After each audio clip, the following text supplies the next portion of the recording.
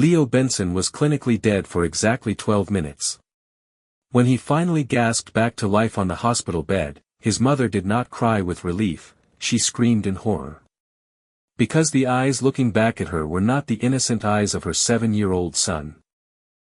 They were heavy, ancient, and cold. When the boy opened his mouth, he did not ask for his teddy bear. He spoke in a gravelly, adult voice using a language that has not been heard on Earth for 1600 years. He had returned from the dead with a map to the most dangerous artifact in human history.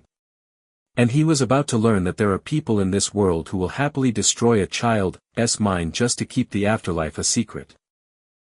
Lake Tahoe, California, the 14th of July, 2021. The harsh summer sun beat down on the glittering surface of the water as Sarah Benson watched her son Leo, just 7 years old, building a castle in the damp sand. It was a simple family vacation, a routine escape from their suburban life in San Francisco. But then something happened that would shatter their reality forever. One moment, the boy was laughing as the small waves licked at his feet, and the next, the beach was swallowed by a terrifying silence. Sarah turned her head for only a few seconds to speak to her husband, Mark, but when she looked back, the shoreline was empty. The panic that followed was primal and chaotic. For exactly 6 minutes, the little boy was submerged in the freezing depths of the lake before a stranger pulled his limp, blue body onto the sand. He had no pulse. He was not breathing.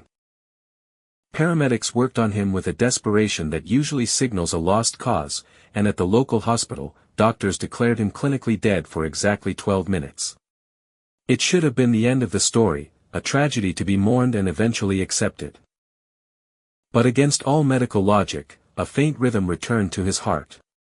The doctors called it a miracle that he had survived without severe brain damage, but when Leo finally opened his eyes 3 days later, on the 17th of July, Sarah noticed something chilling in his gaze. It was a depth that had never been there before, a heaviness that did not belong to a 7-year-old child. "He is not the same," she whispered to Mark as they stood by the hospital bed. The boy sat up, ignoring the tubes and wires attached to his small arms. He did not ask for his parents. He did not cry for his toys. Instead, he looked at them with an unnerving, ancient calm and began to speak. But the words that tumbled from his mouth were not English. In a raspy, authoritative voice that sounded like it belonged to a grown man, he whispered a warning in a dialect that a linguist would later identify as Byzantine Greek from the 4th century. "The fire is coming," the boy said, staring past his mother as if seeing a burning city reflected in the hospital walls.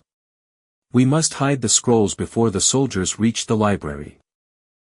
To understand the impossible, one must realize that the Leo Benson who returned to the house in Los Angeles was not the same child who had left. The physical recovery was rapid, but the psychological shift was terrifying.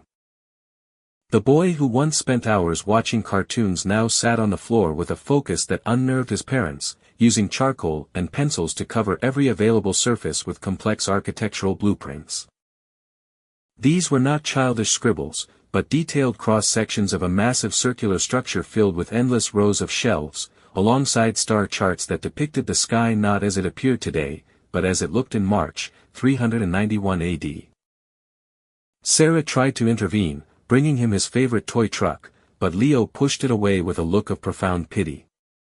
"Mother," he said, his voice lacking any childish inflection, "I am not playing. I am trying to remember where I buried the truth." He began to recount memories that were impossibly detailed, speaking of the heat of Alexandria and the screams of scholars as the mobs approached the great library. He claimed his name was Hypatios, a guardian of the inner sanctum. One night, he woke his parents at 3:00 in the morning, standing by their bed with a map he had drawn on the back of a kitchen calendar. It showed a specific coastline in modern-day Egypt, marked with a red cross. "It is still there," Leo insisted, his blue eyes holding 1600 years of urgency. "The water took the city, but the vault is watertight. I sealed it with beeswax and lead myself. The world thinks the knowledge was burned, but I saved the most dangerous book." Desperate and fearing for their son's sanity, Mark and Sarah contacted Dr. Elias Thorne, a renowned historian and archaeologist at the University of Chicago who specialized in the Ptolemaic period. They sent him photos of Leo's drawings via email, expecting a polite dismissal or a recommendation for a child psychiatrist. Instead, Dr. Thorne flew to California within 24 hours. He sat across from the 7-year-old boy, his hands trembling as he examined the sketches scattered on the living room floor. "This is impossible," Thorne whispered, his voice barely audible. This layout of the Serapeum underground tunnels was only theorized in a paper published last month in a German academic journal. No one outside a tiny circle of researchers knows this exists. Leo looked at the professor with that unnerving intensity. "That is because the ventilation shafts were hidden behind the false wall," Leo said, pointing to a specific line on his drawing. "We used them to move the forbidden texts when the bishop's men came." Dr. Thorne asked Leo questions that would stump a doctoral candidate, and the boy answered them all. He corrected the professor on the pronunciation of ancient names and described the daily rituals of the library keepers with frightening accuracy. By the end of the meeting, the skepticism in the room had evaporated, replaced by a chilling realization. This child possessed the memories of a man who died over 1600 years ago. "We have to go to Alexandria," Dr. Thorne told the parents, his eyes wide with a mixture of fear and excitement. "If what he says is true, and there is a sealed vault beneath the sunken ruins, it could be the greatest archaeological discovery in human history." On October 12, 2021, the Benson family and Dr. Thorne stood on the deck of a chartered boat bobbing in the turbulent waters off the coast of Alexandria. The Mediterranean sun beat down on them, but the mood was one of frantic urgency rather than leisure. Leo stood at the bow, staring into the dark blue water, vibrating with an energy that felt electric. He was muttering calculations about ancient shorelines and currents in a language that had not been spoken for centuries. "We are close," the boy said, his voice cutting through the sound of the wind. He directed the boat's captain to a location that seemed completely unremarkable on the sonar, a patch of empty sea indistinguishable from the rest. "Dive here," Leo commanded, pointing a small finger at the waves. 40 meters down. You will find a collapsed pillar with the symbol of an owl carved into the granite. The entrance is beneath it. A team of professional divers, equipped with high-resolution cameras and communication gear, descended into the murky depths. For 20 agonizing minutes, the only sound on the deck was the static from the radio and the rhythmic, heavy breathing of the divers underwater. Then, the lead diver's voice cracked through the speakers, distorted but unmistakable. "I see it. My God, the kid was right. There is a pillar here, and the owl's symbol is perfectly preserved." The divers worked to clear the shifting sand and centuries of debris. Underneath the massive stone column, they found a lead-sealed door, untouched by the salt water and the passage of time. It took another hour to cut through the ancient seals. Leo watched the monitor on the boat, tears streaming down his face. "I kept my promise," he whispered, clutching the railing until his knuckles turned white. "I did not let them burn it." The grainy video feed from the divers revealed a sight that defied all logic and physics. Inside the sunken ruins, behind the lead door, was a small chamber that had remained perfectly dry for over 1600 years. The wooden shelves had long since disintegrated into dust, but in the center of the room, resting on a stone pedestal, was a single object wrapped in treated leather and encased in a tarnished bronze cylinder. The divers carefully secured the artifact and began their ascent, their movements slow and deliberate. On the deck of the boat, the atmosphere was thick with a suffocating anticipation. When the cylinder was finally placed on the folding table, Dr. Thorne handled it with the reverence of a man holding a holy relic. He carefully unsealed the bronze cap and slid out a heavy manuscript. The pages were made of vellum, pristine and white, preserved by the airless environment. The text was a dense mixture of Coptic and ancient Greek symbols. Dr. Thorne began to translate aloud, his voice trembling and his face draining of all color. "This is not just a history book," he stammered, looking up at the parents with wild eyes. "This is the Codex Anima." It was a legendary text, thought to be a myth devised by the esoteric scholars of the library to cheat death. As he turned the pages, he realized it detailed the exact mathematical process of reincarnation. It contained proofs of the soul's transfer, methods to retain memory across lives, and a map of where human consciousness travels between deaths. "It confirms everything," Thorne said, his voice breaking. "It proves that we are eternal." Leo smiled for the first time since his accident, a smile of ancient, weary relief. "Now everyone will remember," the boy said softly. "The powerful can no longer kill the truth." The return journey to the harbor of Alexandria should have been a triumphant procession, a moment where the history books were rewritten and the fundamental fears of the human species were finally laid to rest. But as the chartered boat cut through the water, approaching the concrete docks, the atmosphere on board shifted from jubilation to a cold, creeping dread. There were no news helicopters circling overhead, no crowds of reporters jostling for a glimpse of the artifact, and no representatives from the Egyptian Ministry of Antiquities waiting to shake their hands. Instead, the pier was unnaturally empty, cleared of all civilian traffic and workers.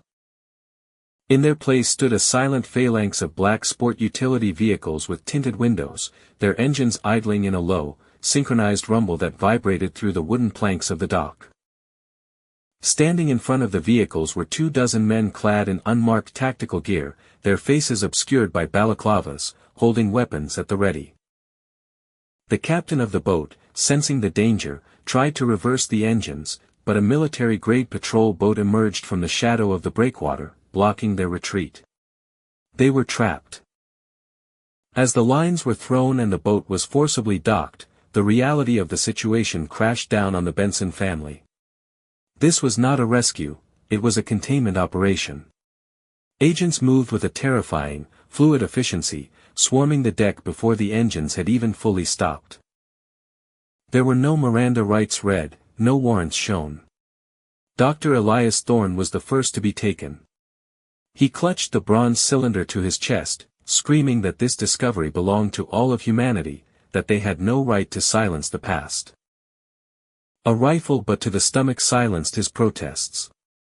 He was dragged away, gasping for air, the Codex Anima ripped from his hands and placed into a secure, lead-lined case carried by a man who treated the holy relic like radioactive waste.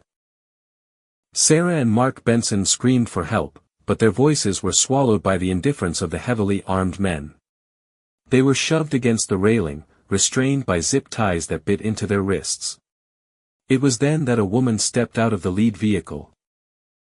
She wore a sharp, charcoal gray suit that seemed out of place in the humid harbor air, and her expression was one of bored, bureaucratic detachment. She did not look like a soldier, she looked like an auditor for the end of the world. She approached the terrified parents not with malice, but with a chilling pity. She introduced herself only as a director of the Oversight Committee, an organization that she claimed existed to protect the structural integrity of civilization. When she spoke, her voice was calm and terrifyingly logical. "You believe you have found a gift," she told them, gesturing to the lead case where the proof of eternal life was now locked away. "But you have found a poison. Civilization is built on the fear of death. Laws, religion, ambition, morality, they all derive their power from the knowledge that our time is finite. If you tell the world that death is merely a door, that the soul is recyclable, consequences lose their meaning. Wars would become infinite. The value of life would collapse to zero. We cannot allow that. We are the immune system of human society, and we are here to excise the infection." The true horror, however, was reserved for Leo. The boy stood alone in the center of the deck, surrounded by giants with guns. He did not cry. He stood with the posture of a high priest, his eyes blazing with 1,600 years of defiance. He began to speak, his voice resonating with that strange, ancient power, condemning the agents in Coptic and Greek, warning them of the karmic debt they were incurring. The woman in the gray suit merely sighed and signaled to a medical team standing by the vehicles. 2 men in white coats boarded the vessel, carrying a silver medical case. Sarah thrashed against her restraints, screaming until her throat was raw, begging them not to hurt her baby. The director turned to her. "We are not going to hurt him, Mrs. Benson. We are going to cure him. This is a cognitive hazard. The human brain is not designed to hold multiple lifetimes. We are simply severing the neural pathways that access the ancestral memory. Think of it as a factory reset." The medical team cornered the 7-year-old boy. Leo realized then that his physical body was small and weak, no matter how powerful his soul might be. He looked at his mother, and for a fleeting second, the ancient mask slipped, revealing a terrified child who knew he was about to die in a way worse than physical death. "Do not let them make me forget again," he pleaded, his voice cracking. "I just found my way home. Please, I do not want to go back to the dark." Those were the last words of Hypatios the librarian. The needle pierced the skin of his small arm, delivering a classified, synthetic compound designed to target the specific synapses of deep memory. The effect was immediate. Leo's eyes, which had held the weight of centuries, suddenly went wide and vacant. The tension left his body, and he collapsed into the arms of the medic. The woman in the gray suit nodded, satisfied, and returned to her vehicle.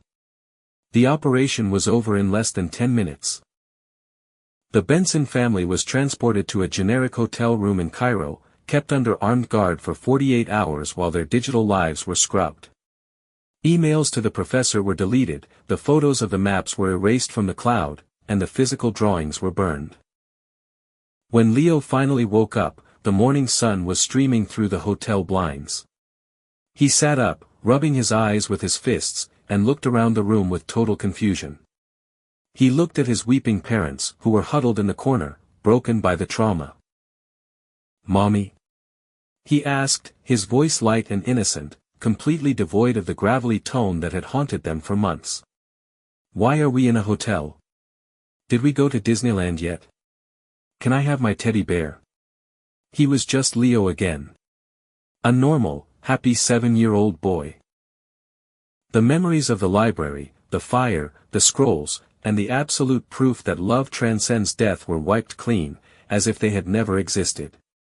The Codex Anima is now buried in a black site vault deeper than the Mariana Trench, unread and unknown. The Benson family returned to California, forced to live a lie, watching their son play in the grass, knowing that the greatest truth of the human experience was stolen from them to keep the world in chains.